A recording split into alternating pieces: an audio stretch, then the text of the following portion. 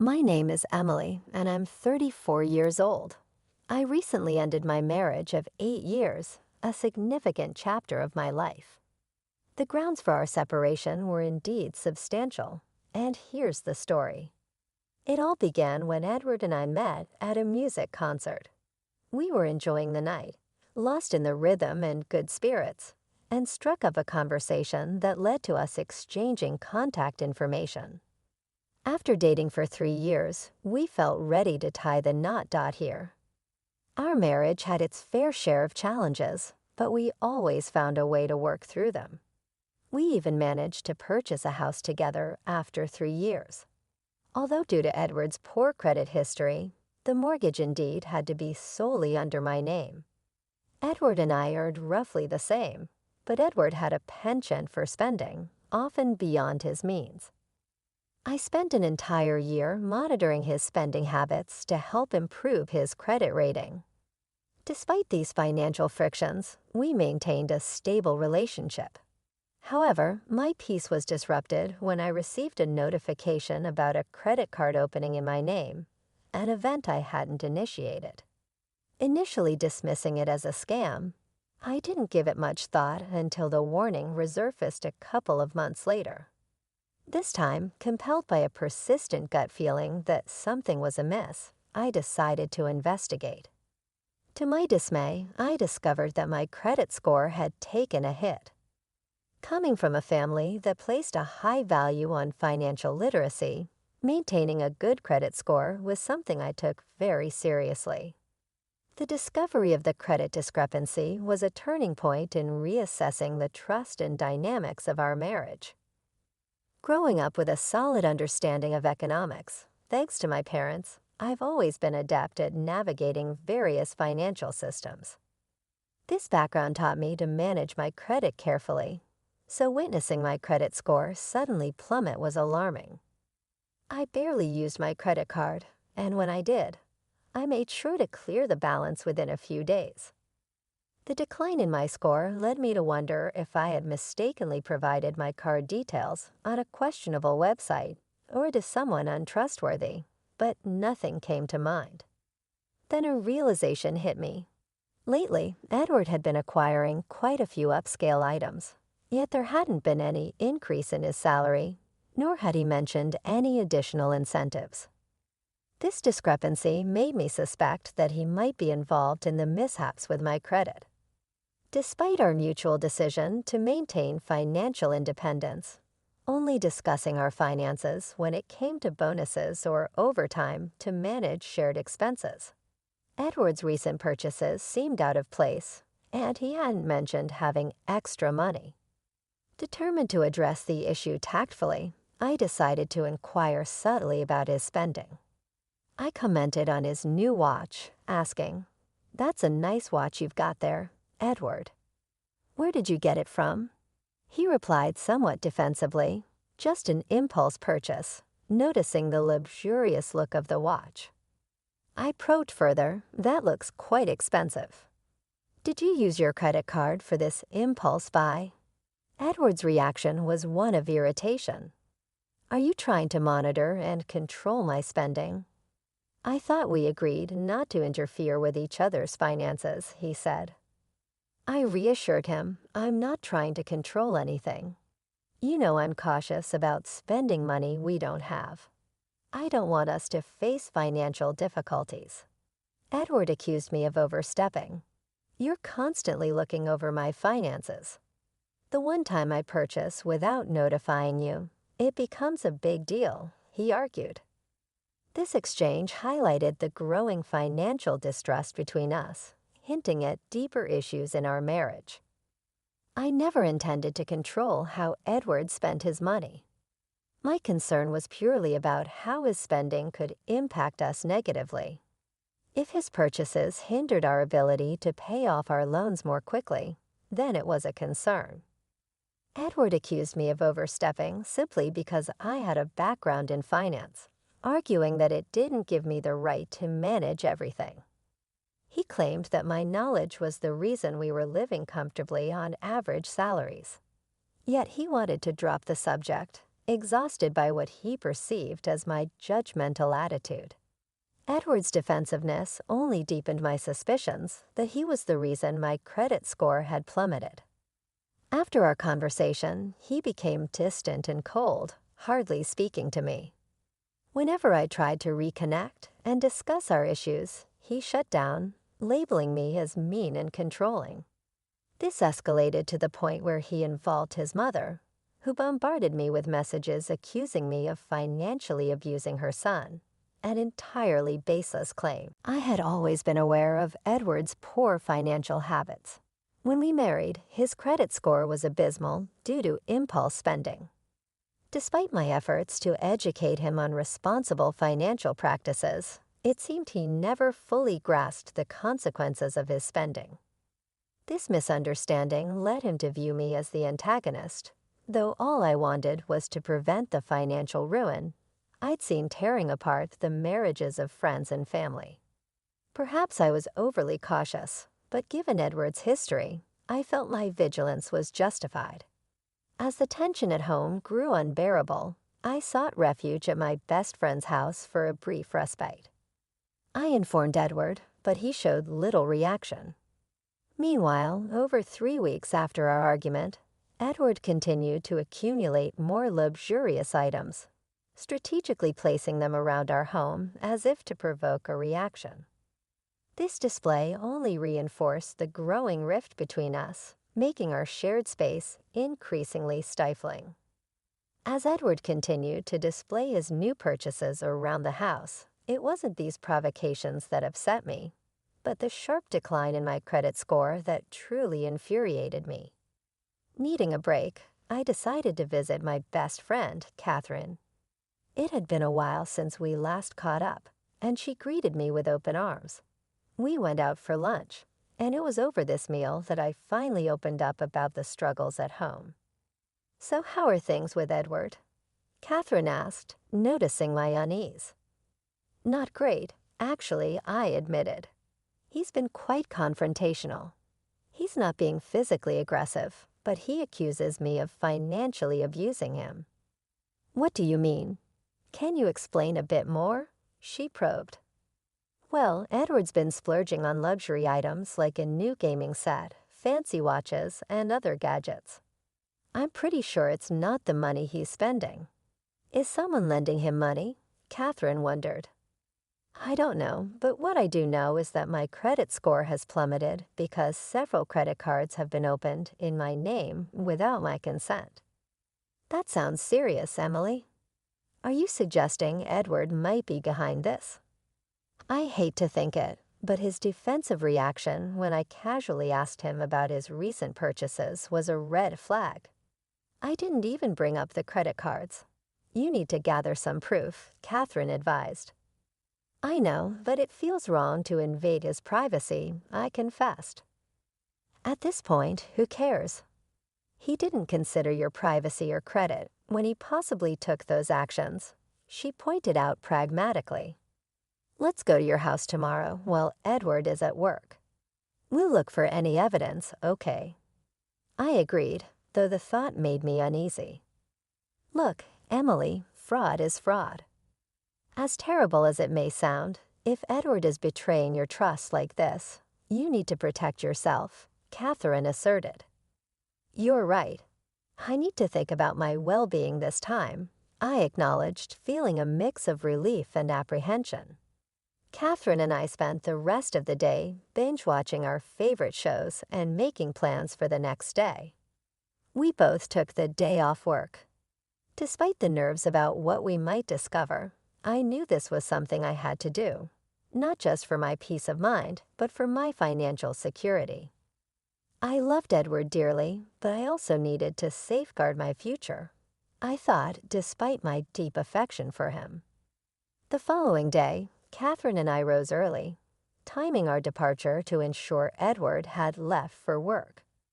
Upon arriving, we swiftly entered and made our way to the bedroom. We rummaged through Edward's nightstand and wardrobe, but found nothing incriminating. A part of me felt relieved. I was still holding on to hope that Edward wasn't involved in the misuse of my credit. We then proceeded to his home office. I checked his desk while Catherine explored his computer. Luckily, I was familiar with his passwords, and although he had changed his computer's password recently, I managed to guess it. His search history was wiped clean, and the desk drawers revealed only mundane documents, except for one. The bottom drawer felt unusually hollow, hinting at a possible hidden compartment.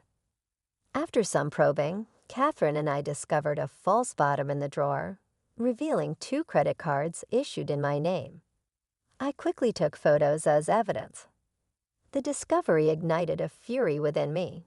I thought, countering Edward's accusations by revealing his duplicity. Determined to confront this betrayal, I planned to figure out the best course of action. Swiftly, Catherine and I carefully returned everything to its original place before leaving.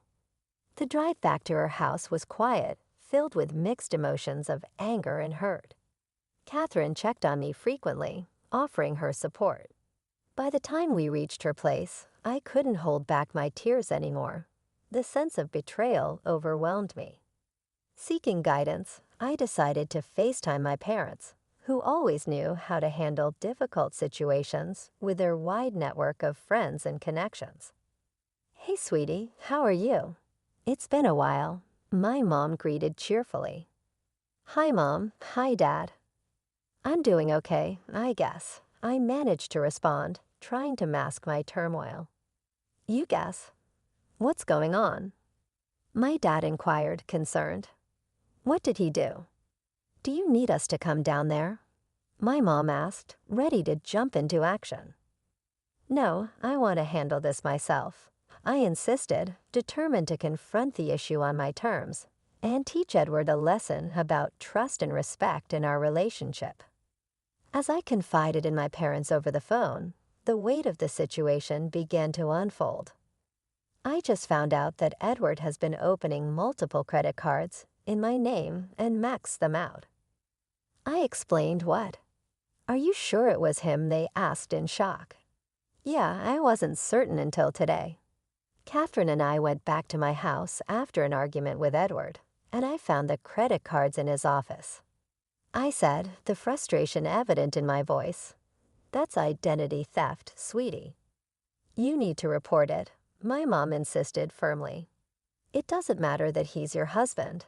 The law sees this just as seriously." I know, that's the plan. It all just feels so overwhelming, though, I admitted, feeling the emotional toll of it all. "Don't worry about a thing," my dad reassured me. "We have a friend who's a financial lawyer, and she will take care of everything for you." "That would mean the world to me," I replied, a wave of relief washing over me. "I'll have her contact you immediately. She'll help you fix your credit score right away," he promised. "Thanks a lot, you guys. Also, I need to ask, do you think I should continue being in a relationship with Edward?" I asked hesitantly, already knowing the answer in my heart. "No, honey, I think you should start the process to file for a divorce immediately," my mom responded without hesitation. "That's my girl. Let us know if you need absolutely anything," my dad added, showing unwavering support. "Yes, sweetie, we're just one phone call and one flight away from you," my mom chimed in. Their unconditional support was comforting. I had feared they might judge me and perhaps think less of me for not noticing sooner, but instead they treated my situation with immense care and concern, which made me feel incredibly relieved. True to his promise, my dad arranged for their lawyer friend to contact me. She was incredibly helpful, guiding me through the legal actions necessary to clear my name and hold Edward accountable for his actions. She assured me everything would be sorted out within a week to 12 days. For the first time in a while, I felt a glimmer of hope. After the call, Catherine and I spent some time relaxing, trying to take our minds off everything. During this time, Edward neither called nor texted to check on me. This indifference hurt more than I expected. That night, as I lay in bed, my resolve strengthened. I decided to file for a divorce the next day. The following day, with the help of my parents, I connected with a reputable divorce lawyer.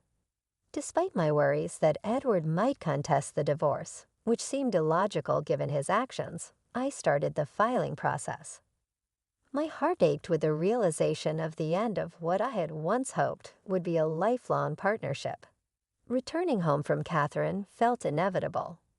Despite her urging me to stay longer, I needed to confront Edward, not to accuse him, but to understand his perspective once more, even though I already knew the extent of his deceit.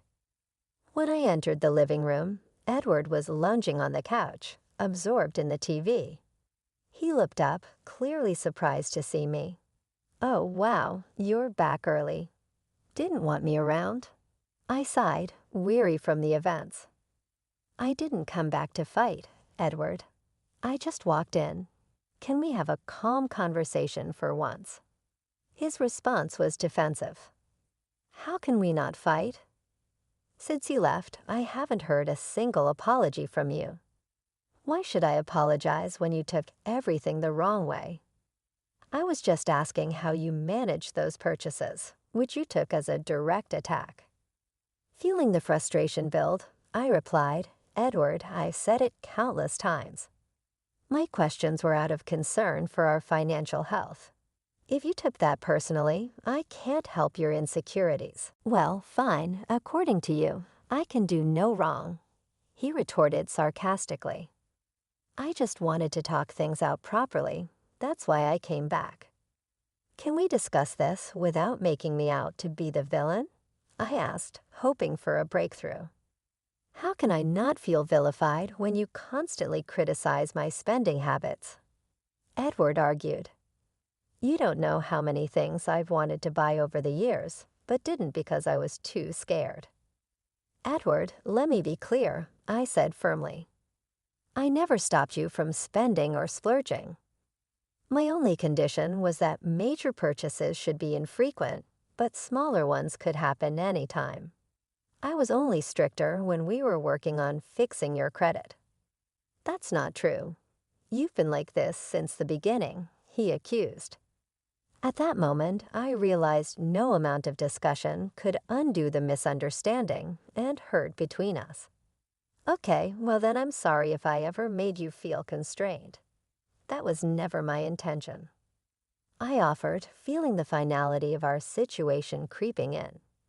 The conversation at home did little to bridge the growing chasm between us. It became clear that my visit wasn't going to restore any harmony, but instead highlighted the deep-seated issues that had been festering under the surface of our marriage. As difficult as it was, it reaffirmed my decision that moving forward with the divorce was the right choice. The way Edward tried to portray himself as the victim only fueled my frustration. After our conversation, it felt like a fog had lifted from my mind. I had held a faint hope that Edward might admit his wrongdoings and that we could somehow reconcile, but it became evident that wasn't going to happen. Leaving him in the living room, I retreated to the bedroom and immediately changed all my passwords. Edward needed to remain unaware of my next steps, particularly concerning the legal and financial actions I was about to take. The following days passed with me either working or spending time at Catherine's house, waiting for the other shoe to drop. Then it finally happened. I received mail from my bank. The letter informed me that all my credit cards had been canceled, and since it was my husband who had committed the fraud, the outstanding amount would be charged to his account at the same bank. This news brought me an unexpected sense of relief. Seizing the moment, I decided it was time to file for divorce. There was no better time to act, especially with Edward financially and emotionally vulnerable. That evening, Edward returned home looking visibly unsettled, pacing back and forth in the living room. I suspected the reason for his distress, but wanted to hear him explain it. "What's wrong, Edward? You look so anxious," I asked. "It's nothing. Why do you care anyway?" he snapped, avoiding my gaze. It's something. Just tell me what's going on, I pressed, needing him to verbalize his troubles. Fine, I just got a call from the bank. They told me I owe them $50,000, he confessed, his voice tinged with panic. $50,000? Why on earth would you owe them that much? I probed, although I had a good idea why. I don't know, he muttered, looking down.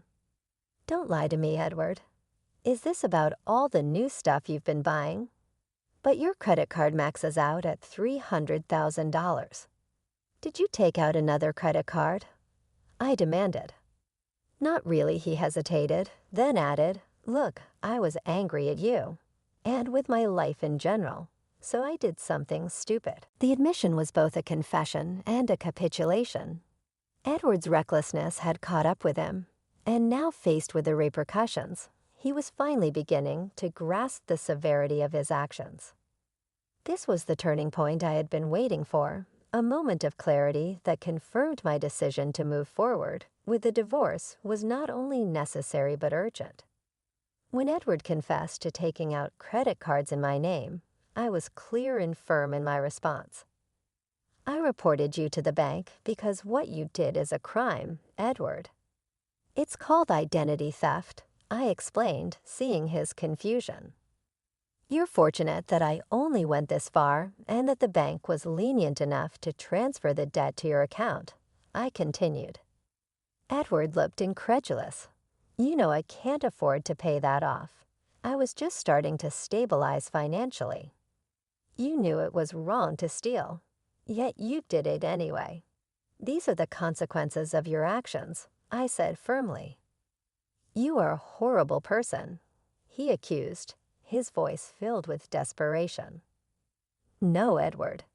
Throughout this, it's been your actions that have forced us to this point. You've pushed me to the point where I want a divorce, I said, handing him the divorce papers. Here, sign these. You're leaving me too. How cruel can you be? What happened to till death do us part? He protested.